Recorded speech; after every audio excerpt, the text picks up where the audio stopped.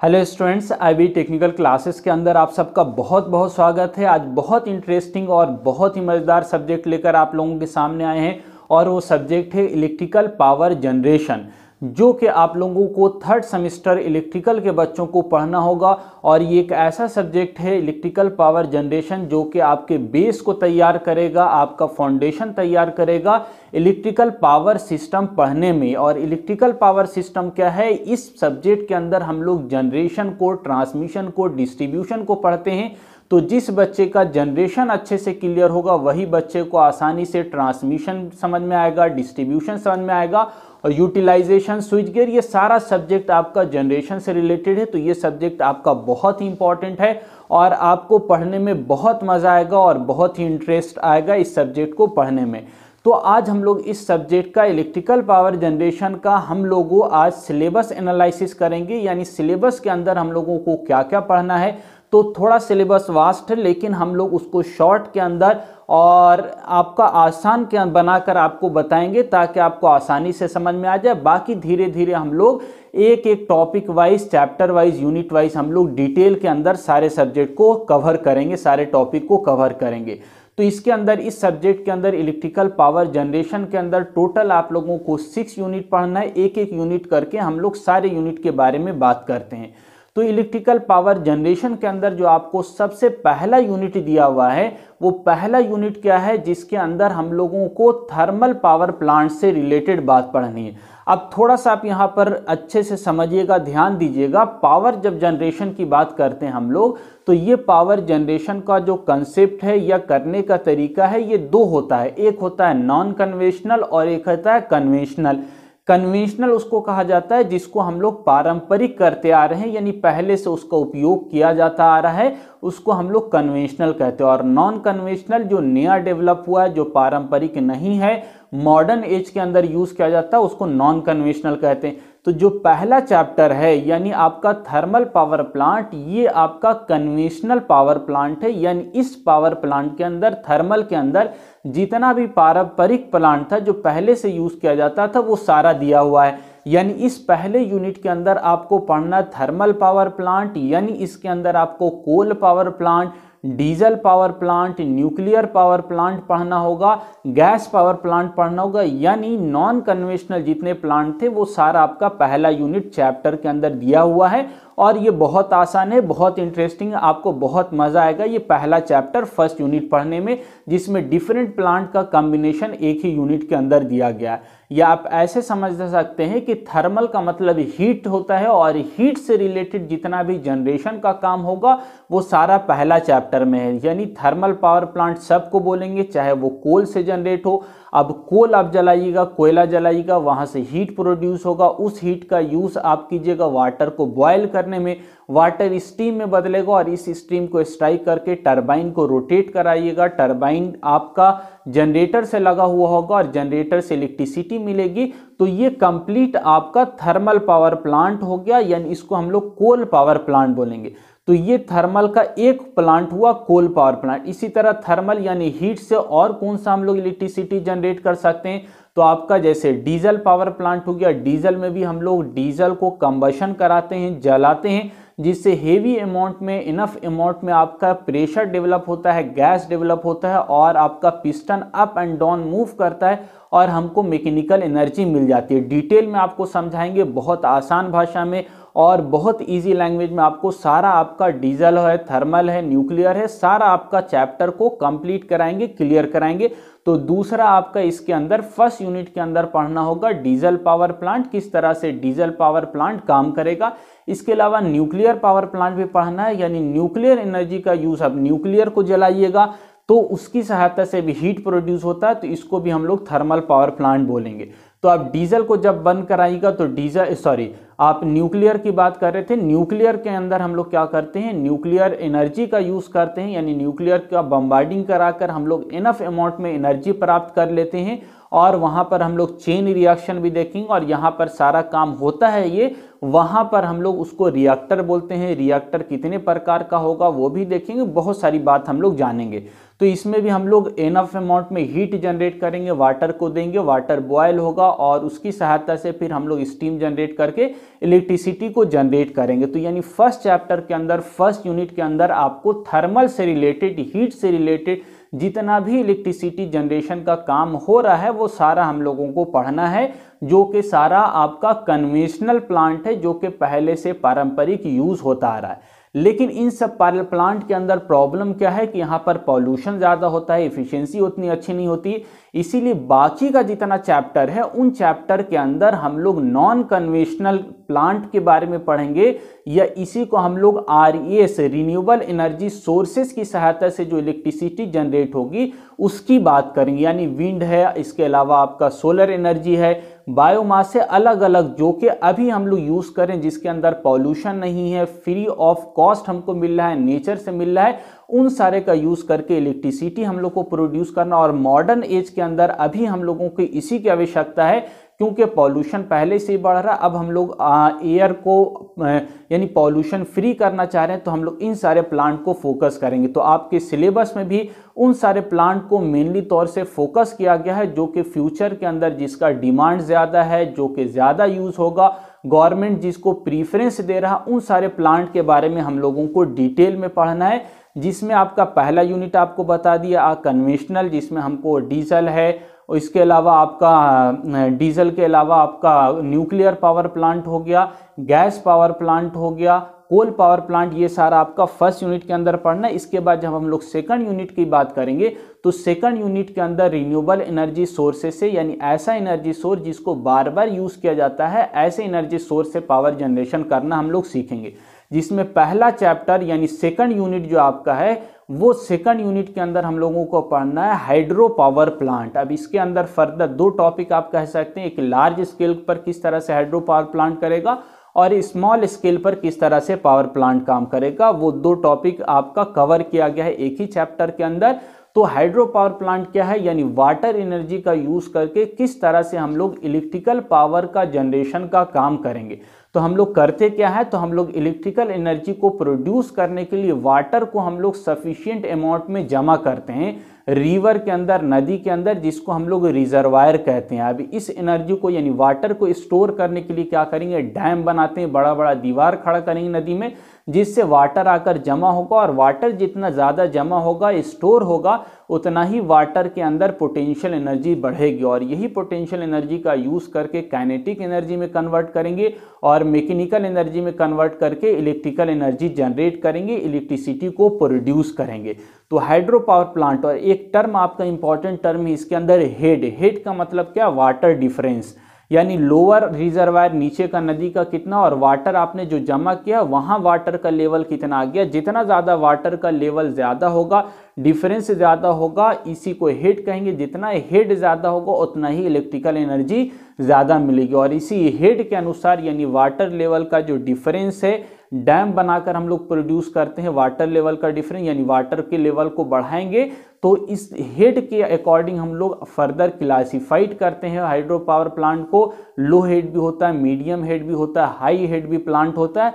अब इसी हेड के लाइन यानी कि जितना डैम का हाइट ज़्यादा होगा और वाटर जितना ज़्यादा अमाउंट में स्टोर होगा, उसी के अनुसार फिर हम लोग टरबाइन का यूज़ करते हैं। अब इसमें अलग अलग डिफरेंट टरबाइन है जो कि आपके सेकंड चैप्टर के अंदर पढ़ना है, जैसे आपका पिल्टन टरबाइन हो गया, फ्रांसिस टरबाइन हो गया, इसके अलावा और भी अदर आपका टरबाइन है। उन सारे टरबाइन के बारे में हम लोग डिटेल के अंदर इस चैप्टर के अंदर यानी सेकंड यूनिट के अंदर पढ़ेंगे। ठीक है, तो ये आपका पहला चैप्टर और सेकंड चैप्टर यानी सेकंड यूनिट की बात हमने की। इसके अलावा तीसरा जो यूनिट है, थर्ड आपका जो चैप्टर है, जिसके अंदर दो टॉपिक कवर किया गया है। एक तो आपका है सोलर पावर प्लांट और दूसरा है बायोगैस यानी बायोमास से किस तरह से जनरेशन का काम होगा। तो थर्ड यूनिट आपका दो चैप्टर से मिलकर बना है, एक सोलर प्लांट से और दूसरा है बायोमास या बायोगैस से। अब सोलर पावर प्लांट आप लोगों ने देखा होगा, या आप लोग गली के अंदर, गांव के अंदर अब यूज़ होता है, यानी सोलर पैनल हम लोग यूज़ करते हैं। अब इसमें आप समझिए दो कैटेगरी यानी दो टॉपिक आपको मेनली तौर से पढ़ना है सोलर पावर प्लांट में। तो सोलर पावर प्लांट यानी सोलर एनर्जी का जो सन से हीट आ रहा है, सन से लाइट आ रहा है, उसका यूज़ करके हम लोग किस तरह से जनरेशन करेंगे। तो उसमें दो मेथड होता है, दो तरीका होता है जनरेशन का। एक हम लोग क्या कर सकते हैं, जो सोलर एनर्जी आ रहा है उस सोलर एनर्जी को हम लोग किसी वाटर के ऊपर स्ट्राइक कराएंगे, गिराएंगे, और कैसा, तो कॉन्सनट्रेटेड फॉर्म में। तो इसीलिए इसको कॉन्सनट्रेटेड सोलर पावर प्लांट भी आप बोल सकते हैं। यानी हम लोग, आप लोगों को याद होगा या किसी को करते देखा होगा कि हम लोग क्या करते थे बचपन में, आप किसी गिलास का यानी लेंस का यूज़ करके माचिस का कांटे के ऊपर अगर फोकस कर गिराएगा तो माचिस का कांटे जल जाएगा। तो ऐसा क्यों होता है कि एक जगह पर लाइट कॉन्सेंट्रेट होकर जब गिरेगा तो वहाँ पर हीट ज़्यादा कर देता है। तो सेम और उसी तरह का रिफ्लेक्टर यूज़ करके हम लोग वाटर को, ये सनलाइट को एक जगह पर फॉल कराएंगे, जिससे आपका वाटर बॉयल होने लगेगा और स्टीम के अंदर, भाप के अंदर कन्वर्ट हो जाएगा, और ये स्टीम आपका टरबाइन के ऊपर स्ट्राइक कराएंगे। अच्छा, टरबाइन क्या है, तो टरबाइन एक ऐसा उपकरण है जो कि डिफरेंट एनर्जी को, यानी आपका विंड हो जाए, मैकेनिकल विंड एनर्जी हो जाए, या आपका स्टीम एनर्जी हो जाए, एयर एनर्जी, अलग अलग एनर्जी को क्या करता है, मैकेनिकल एनर्जी के अंदर कन्वर्ट करता है, उसको टरबाइन कहते हैं। तो ये हम लोगों का जो स्टीम जनरेट हुआ है इसको टरबाइन पर गिराएंगे, टरबाइन से जनरेटर लगा होगा और जनरेटर से इलेक्ट्रिसिटी जनरेट होगी। तो ये पहला मेथड हो गया जो कि जनरली देखने को नहीं मिलता हम लोगों को, लेकिन दूसरा आप लोगों ने ज़रूर देखा होगा। और दूसरा मेथड होता है सोलर पैनल की सहायता से इलेक्ट्रिसिटी जनरेट करना, जिसमें हम लोग सेमीकंडक्टर का यूज़ करते हैं, फोटोवोल्टाइक सेल का यूज़ करते हैं। जो जिस टॉपिक को आपने फिजिक्स के अंदर अच्छे से पढ़ा होगा, नहीं पढ़ा होगा, तो यहाँ पर हम लोग डिटेल्स उसके बारे में चर्चा करेंगे। तो फोटोवोल्टाइक सेल का यानी सोलर पैनल का यूज़ करके हम लोग इलेक्ट्रिसिटी जनरेट करते हैं, जिसके अंदर कोई भी मैकेनिकल पार्ट की ज़रूरत नहीं होती, डायरेक्ट हमारा सनलाइट फॉल करता है और वहाँ से हमारा इलेक्ट्रिसिटी जनरेट होता है। तो ये आप लोगों को थर्ड यूनिट के अंदर, थर्ड चैप्टर के अंदर पढ़ना है। अब इसी का दूसरा जो पार्ट है थर्ड यूनिट के अंदर, वो है आपका बायोमास। यानी हम लोग जो भी आप पदार्थ देख रहे हैं, सड़ा गला है, लकड़ी है और प्लास्टिक, जो भी चीज़ देख रहे हैं, इन सब का यूज़ करके किस तरह से, अब ये वेस्ट है, आप सिर्फ मान के चलिए कोई आप इन सड़े गले चीज़ को जला दे रहे हैं, तो जो हीट प्रोड्यूस हो रहा है वो वेस्ट हो जा रहा है, उसका यूज़ नहीं कर रहे हैं। तो हम लोग उसका यूज़ किस तरह से करें, यानी बायोमास का यूज़ करके हम लोग किस तरह से इलेक्ट्रिसिटी का जनरेशन का काम करेंगे, वो हम लोग इस चैप्टर के अंदर सीखेंगे। इसके अलावा इसी सारे पदार्थ को, जैसे आपका जीव जंतु मर गया या और कोई पौधा है और पत्ता है, इन सारे चीज़ को, या गार्बेज है, या इसके अलावा गोबर है, तो उन सारे चीज़ का यूज़ करके हम लोग क्या करते हैं, डीकम्पोजिशन मेथड के द्वारा एक गैस प्रोड्यूस करते हैं, जिसको हम लोग बायोगैस कहते हैं। और इसी गैस का यूज़ करके हम लोग इलेक्ट्रिसिटी, जो कि ज्वलनशील होता है, जलने योग्य होता है, और उस गैस का यूज़ करके हम लोग इलेक्ट्रिसिटी जनरेट करते हैं। तो डायरेक्टली बायोमास से किस तरह से करेंगे, और बायोमास के द्वारा बायोगैस किस तरह हम लोग प्रोड्यूस करेंगे, और बायोगैस से इलेक्ट्रिसिटी किस तरह जनरेट करेंगे, ये कंप्लीट कंस्ट्रक्शन डायग्राम और इसके बारे में डिटेल हम लोग जानेंगे। तो इसमें थर्ड चैप्टर के अंदर दो बात हो गया, एक तो सोलर एनर्जी से इलेक्ट्रिसिटी और दूसरा बायोमास और बायोगैस से इलेक्ट्रिसिटी जनरेट करना हम लोग सीखेंगे।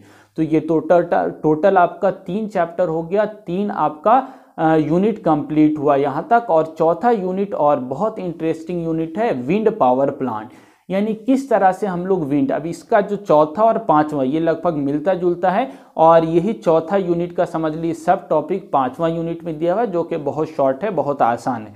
तो चौथा यूनिट के अंदर क्या पढ़ना, विंड पावर प्लांट के अंदर कि किस तरह से हम लोग विंड एनर्जी का यूज़ करके इलेक्ट्रिसिटी जनरेट करेंगे। आप लोगों ने नॉर्मल तो देखा नहीं होगा, लेकिन फिल्म वगैरह में ज़रूर देखा होगा कि समुंदर के किनारे बड़ा बड़ा आपका विंड टरबाइन लगा हुआ होता है, वो रोटेट करता रहता है और वहाँ से इलेक्ट्रिसिटी जनरेट होती है, जो कि हमको दिखता नहीं है। तो उसके अंदर अल्टरनेटर लगा हुआ होता है, जनरेटर लगा हुआ होता है, और वहाँ से हम लोग जो विंड एनर्जी है वो मैकेनिकल एनर्जी के अंदर कन्वर्ट होता है, और उसी मैकेनिकल एनर्जी को हम लोग अंदर में जनरेटर होगा, मैकेनिकल एनर्जी की सहायता जनरेटर को सप्लाई, जनरेटर को मैकेनिकल एनर्जी मिल जाती है और वहाँ से इलेक्ट्रिसिटी प्रोड्यूस होता है और हमारा जनरेशन का काम होता है। तो विंड एनर्जी से किस तरह से हम लोग इलेक्ट्रिकल पावर जनरेशन का काम करेंगे, वो हम लोग चौथे चैप्टर, चौथे यूनिट के अंदर सीखेंगे।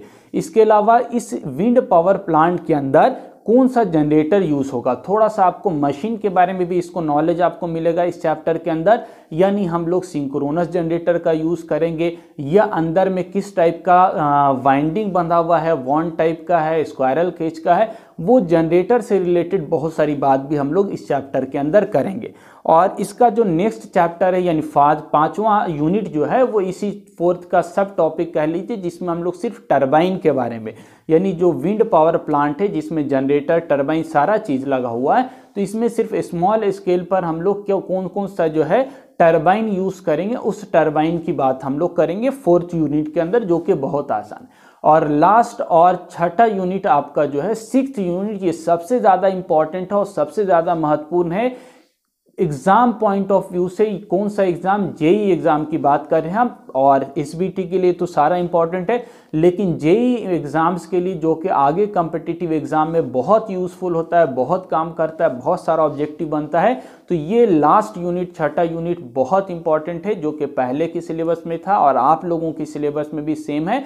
तो ये चैप्टर बहुत ही इंपॉर्टेंट है और बहुत इंटरेस्टिंग वे में हम लोग इसको पढ़ेंगे और सारा न्यूमेरिकल और इसके ऊपर क्वेश्चन थ्योरी सारा चीज़ बहुत अच्छे से डिस्कस करेंगे। तो इस 6 यूनिट के अंदर हम लोगों को जो पढ़ना है वो इकोनॉमिक्स ऑफ पावर जनरेशन पढ़ना है। यानी इकोनॉमिक्स नाम सुनते ही आपको पता चल रहा होगा कि पैसा से रिलेटेड बात करेंगे। तो आप लोग पढ़ के इलेक्ट्रिकल लेकर जेई बनिएगा, किसी प्लांट के अंदर, इंडस्ट्री के अंदर जाइएगा जहां पर इलेक्ट्रिसिटी जनरेट हो रहा है, ग्रिड के अंदर जाइएगा, तो वहां पर आप लोग क्या देखिएगा कि किस तरह से हम लोगों को जनरेशन का काम करना है, ताकि हमारा जो जनरेशन का काम हो वो इकोनॉमिकल हो, कम पैसे में हो और प्रॉफिट हमको ज़्यादा हो। तो ये सारा इकोनॉमिक्स का बात, यानी पैसा कैसे कम पैसे में जनरेशन किया जाए, कंपनी को बेनिफिट ज़्यादा हो, वो सारा कंसेप्ट हम लोग इसमें पढ़ेंगे। और इसमें बहुत सारा आपका छोटा छोटा टर्म है, ये सब सारे टर्म को हमको जानना होता है अगर आप इकोनॉमिक्स को जानना चाहते हैं तो। यानी आपका लोड फैक्टर क्या है, डिमांड फैक्टर क्या है, डाइवर्सिटी फैक्टर क्या है, और इसके अलावा डिप्रिसिएशन क्या है, और इसके अलावा इंटरेस्ट क्या है, ये सारा चीज़ आपको यहाँ पर पढ़ना होगा। ठीक है, तो ये बहुत अच्छा चैप्टर है और बहुत सारा ग्राफ भी इसमें होता है, लोड कर्व है और लोड ड्यूरेशन कर्व है, इंटीग्रेटेड कर्व है, बहुत सारा अलग अलग कर्व के माध्यम से हम लोग इलेक्ट्रिसिटी जनरेशन को रिप्रेजेंट करना सीखते हैं, किस तरह से इलेक्ट्रिसिटी का डिमांड को हम लोग रिप्रेजेंट करेंगे ताकि कम पैसे में हम लोग जनरेशन का काम कर सके। और इसमें एक और सब टॉपिक है ग्रिड, आप लोगों ने नाम जरूर सुना होगा, ग्रिड किसको कहा जाता है, तो ग्रिड किसको कहते हैं, अगर आपको जानकारी होगी तो बताइएगा, नहीं जानकारी तो इस चैप्टर में डिटेल में हम लोग ग्रिड के बारे में बात करेंगे। शॉर्ट के अंदर इतना बता दें आपको, ग्रिड ऐसे जगह कहा जाता है जहां पर हम लोग डिफरेंट पावर प्लांट से सप्लाई लाते हैं और अलग अलग जगह पर हम लोग डिस्ट्रीब्यूट करते हैं। तो ये ग्रिड बहुत इंपॉर्टेंट प्लेस होता है जहां से इलेक्ट्रिकल पावर सप्लाई का कंट्रोलिंग किया जाता है, अलग अलग जगह से सप्लाई लाया जाता है और पूरी जगह डिस्ट्रीब्यूट किया जाता है। तो ग्रिड का क्या महत्व है, ग्रिड किस तरह से काम करता है, ये सारी बात डिटेल के अंदर हम लोग करेंगे। तो ये 6 यूनिट जो पढ़ना आपको बहुत इंटरेस्टिंग वे में आए, कोशिश करेंगे हम कि आपको पढ़ाएं और आपको जानकारी के लिए बता दें। ये जो सब्जेक्ट है ये हमारा बहुत ही फेवरेट और बहुत ही हमारा इंटरेस्टिंग सब्जेक्ट है, क्योंकि इस सब्जेक्ट को लगभग 7 सालों से हम लगातार पढ़ाते आ रहे हैं और उम्मीद करते हैं कि आप लोगों की बहुत अच्छे ढंग से हम इस सब्जेक्ट को डिलीवर करेंगे, समझाएंगे। और ये एक ऐसा सब्जेक्ट है, अगर ये क्लियर हो गया तो आगे आपको बहुत सारे जो सब्जेक्ट्स मिलेंगे उसमें हेल्प मिलेगा और क्लियर वे में आप सारे सब्जेक्ट समझ में आ जाएगा आपको। अगर इस सब्जेक्ट को आपने हल्का लिया और आपको सही से समझ में नहीं आया, आपने ध्यान नहीं दिया, तो आगे के जो सब्जेक्ट्स हैं यानी जनरेशन अगर आपको दिक्कत होगा तो फिर ट्रांसमिशन, डिस्ट्रीब्यूशन, यूटिलाइजेशन, बहुत सारा सब्जेक्ट जो आगे के सेमेस्टर में आपको पढ़ना उसमें प्रॉब्लम होगा। तो ये सब्जेक्ट आप बहुत अच्छे वे में, बहुत अच्छे ढंग से पढ़िए, यानी बहुत अच्छी तैयारी से, ताकि आपको किसी भी प्रकार का कोई प्रॉब्लम नहीं हो। मिलते हैं हम लोग नेक्स्ट जो टॉपिक है उस पर, नेक्स्ट फर्स्ट यूनिट का जो पहला टॉपिक है उस पर हम लोग चर्चा करेंगे। Thank you.